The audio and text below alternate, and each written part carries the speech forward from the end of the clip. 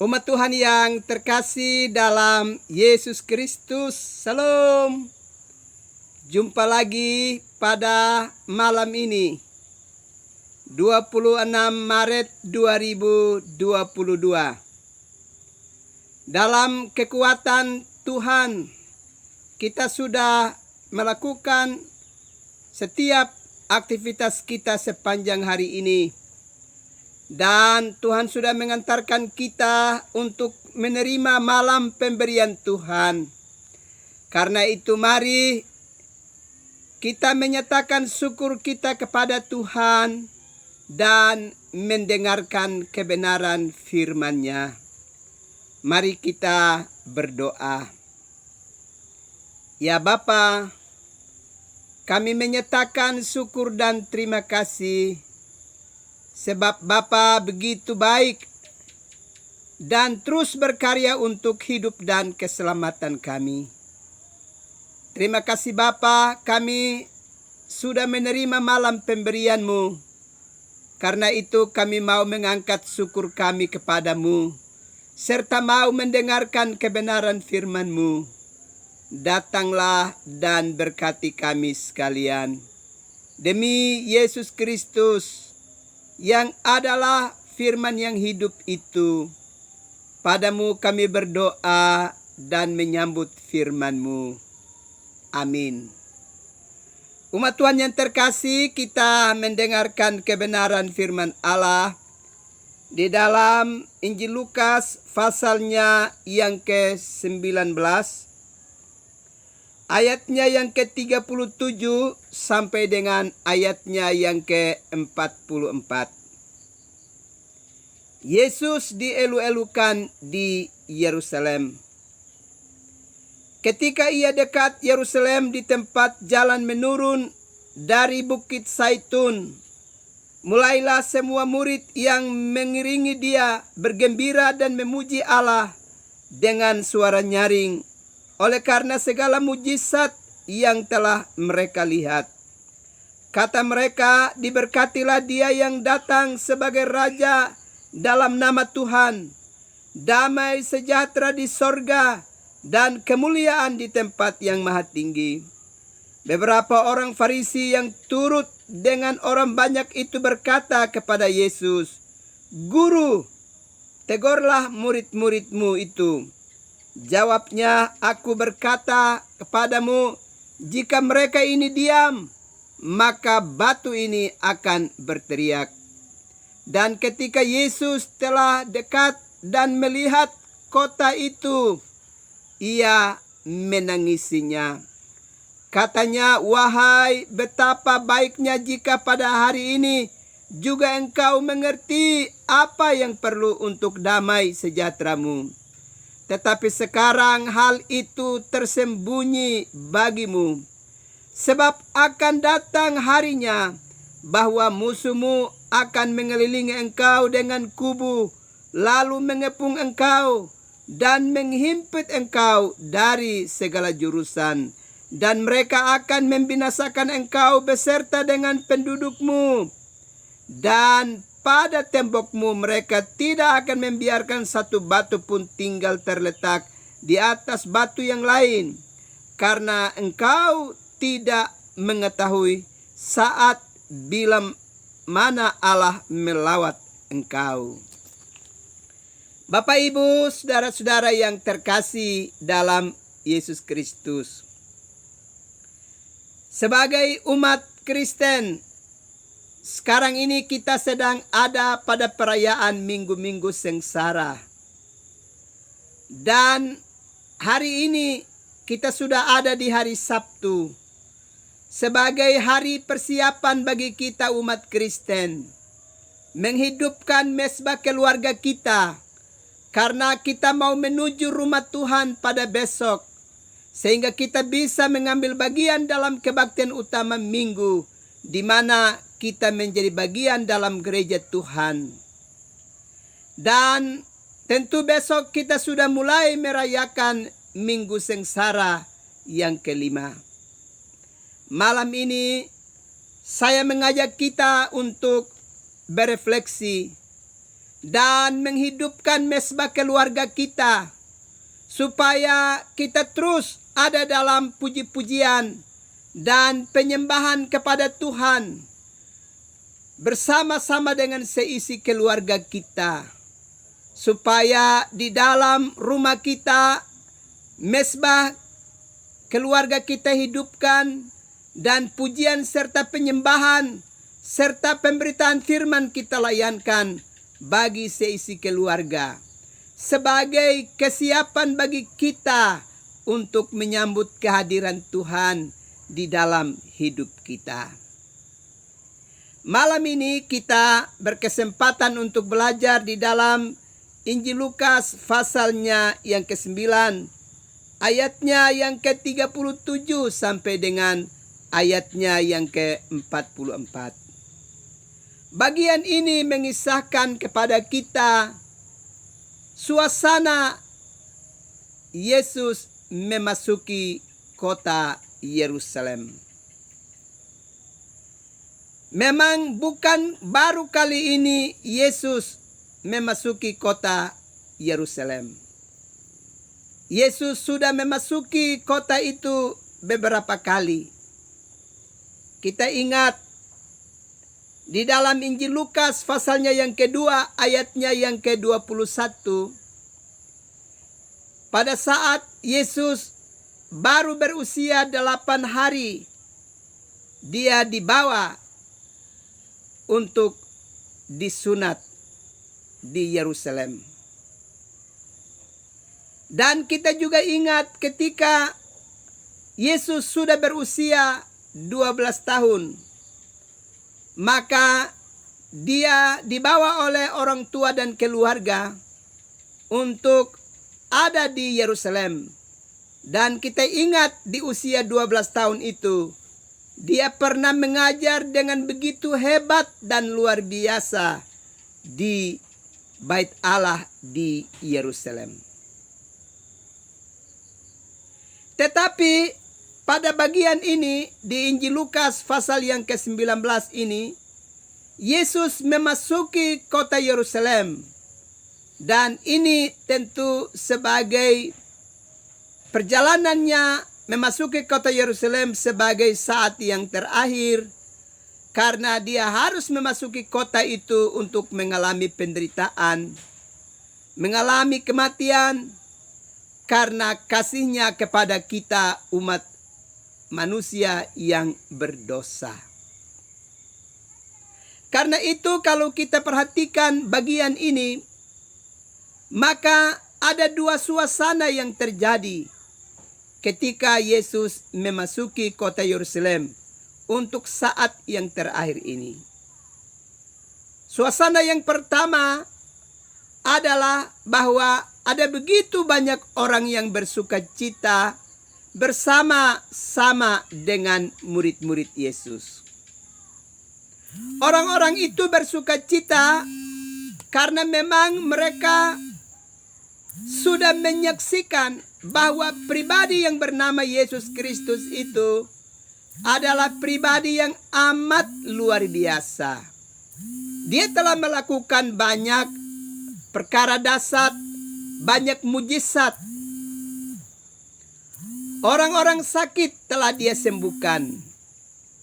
Orang-orang buta telah melihat. Orang lumpuh berjalan.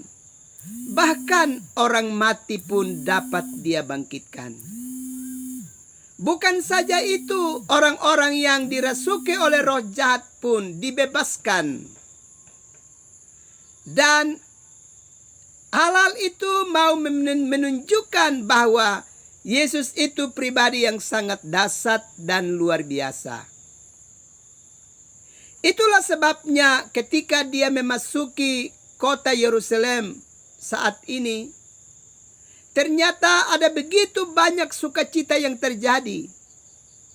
Karena banyak orang yang memandang Yesus bahwa dia adalah seorang Mesias. Dia datang untuk mau menolong bangsa Israel. Bahkan mereka meyakini bahwa melalui kehadirannya, Israel akan dibebaskan dari kerajaan Romawi yang pada waktu itu menguasai negeri itu. Padahal sebenarnya Yesus datang dalam misi untuk mau menyelamatkan kehidupan kita umat manusia. Itulah sebabnya kalau kita perhatikan, dia datang dengan membawa suasana yang damai. Kali ini memasuki kota Yerusalem, dia mengendarai seekor keledai. Sebagai tanda bahwa dia datang bukan membawa permusuhan, peperangan, tapi dia datang membawa damai. Manusia yang berdosa itu harus diperdamaikan dengan Allah, Sang Maha Kudus dan Sang Pencipta itu. Tetapi kebanyakan orang tidak mengerti bagian itu. Bukan saja rakyat yang biasa, tetapi juga para pemimpin, di dalamnya termasuk para pemimpin agama, belum bahkan tidak mengetahui secara jelas siapa sesungguhnya pribadi yang satu ini. Malah dengan perbuatan-perbuatannya yang hebat, itu telah mendatangkan permusuhan. Mereka melihat bahwa Yesus itu adalah pribadi yang membahayakan. Karena memang ahli-ahli Taurat, mereka pernah merasa malu dalam satu kasus yang mereka hadapi. Ketika mereka membawa seorang perempuan yang kedapatan berzina, dan mereka mengatakan kepada Yesus bahwa sesuai dengan hukum yang berlaku, orang ini harus dilempari dengan batu sampai mati. Tapi pada waktu itu Yesus mengingatkan kepada orang-orang Farisi dan ahli-ahli Taurat bahwa siapa yang merasa dirinya tidak berdosa, hendaklah dia yang pertama mengambil batu dan melempari perempuan itu. Tapi kemudian mereka semua sadar bahwa mereka juga adalah orang yang berdosa. Mereka juga pernah melakukan tindakan-tindakan dan perbuatan-perbuatan yang keji. Maka mereka pada waktu itu meninggalkan perempuan itu dan tidak memberikan hukuman kepadanya. Itu adalah salah satu kasus di mana orang-orang Farisi dan ahli-ahli Taurat itu dibungkam, dipermalukan. Dan itu telah menambah keadaan di mana mereka sangat berseteru dengan Yesus. Tetapi perhatikan baik-baik bahwa sekarang ketika Yesus memasuki kota Yerusalem, dia justru mengendarai keledai betina. Ini sebenarnya sebuah gambaran tentang kehidupan damai. Yesus mau mengingatkan kepada penduduk Yerusalem, kepada para pemimpin pada waktu itu, dia datang bukan untuk melakukan pertentangan, peperangan. Dia datang untuk membawa damai. Dia datang supaya manusia berdamai dengan Allah. Karena Allah mengasihi manusia. Tetapi mereka ternyata tidak mengerti. Malah ada upaya dan usaha untuk membinasakan Yesus. Dan itulah sebabnya dalam bacaan tadi dengan jelas Yesus mengingatkan, wahai betapa baiknya jika pada hari ini juga engkau mengerti apa yang perlu untuk damai sejahteramu. Tetapi sekarang hal itu tersembunyi bagi matamu. Yesus melihat bahwa para pemimpin agama, orang-orang Farisi dan penduduk Yerusalem tidak mengerti tentang kehadiran Yesus Kristus.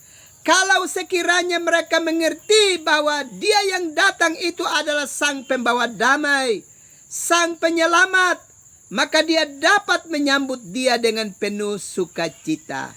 Dia tidak memusuhinya, tapi justru dapat menerima dia dengan penuh sukacita. Karena itu sekali lagi kita perhatikan bagian ini. Memang ada begitu banyak orang yang bersuka cita dengan kehadirannya. Tetapi pada saat yang sama, ada orang yang merasa cemburu dan mau berusaha untuk membinasakan kehidupan Yesus.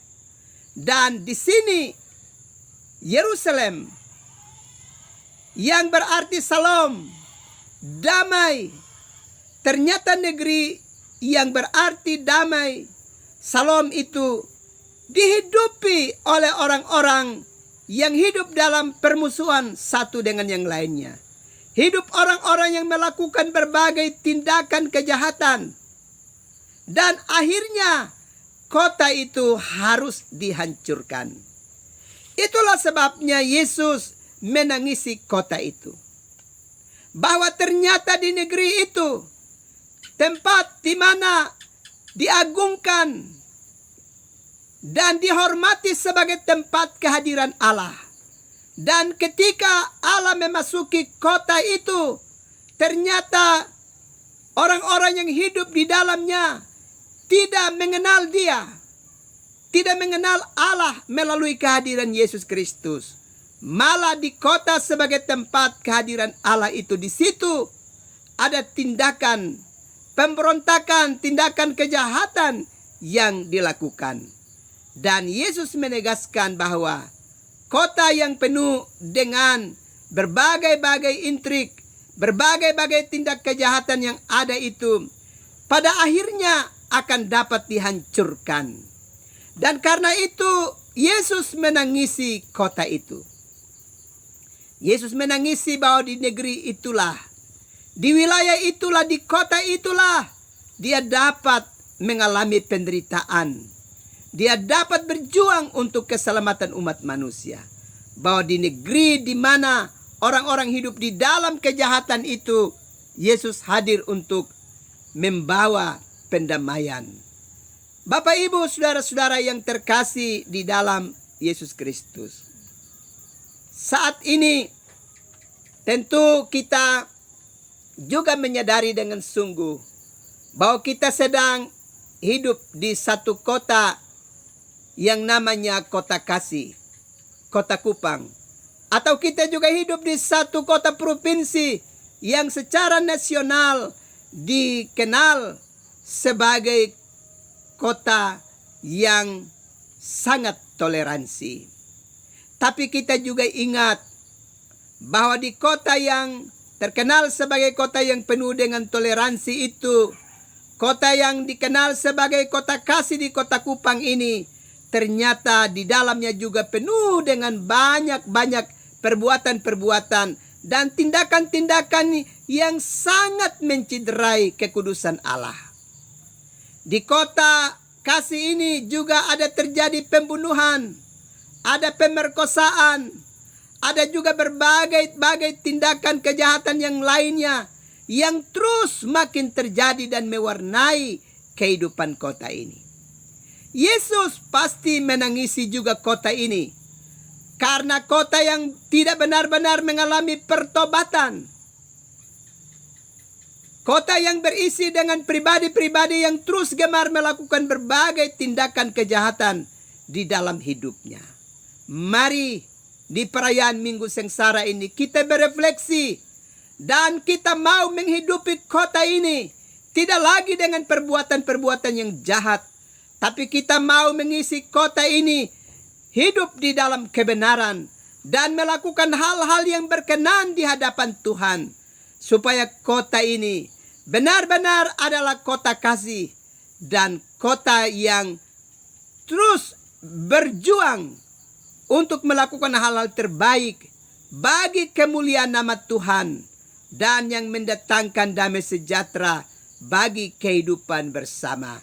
Kiranya Tuhan memberkati umat Tuhan sekalian. Amin. Mari kita berdoa.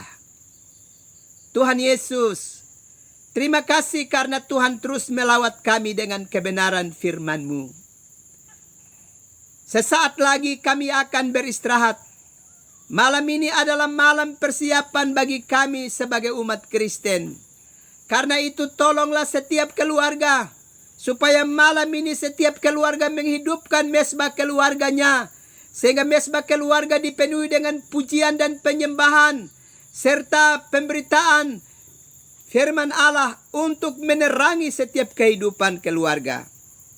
Sehingga setiap keluarga benar-benar mempersiapkan diri dan menyambut Tuhan di dalam hidup mereka dengan baik. Terima kasih Bapa. Hamba juga berdoa untuk para pendeta dan penatua diaken dan pengajar yang siap untuk mengangkat pelayanan pada kebaktian utama besok. Kiranya Allah berkenan memberkati, Allah memperlengkapi para pelaku pelayanan dengan kuasa dan hikmat-Mu, supaya pelayanan yang dikerjakan besok sungguh-sungguh berlangsung dengan baik dalam tuntunan dan kasih sayang-Mu.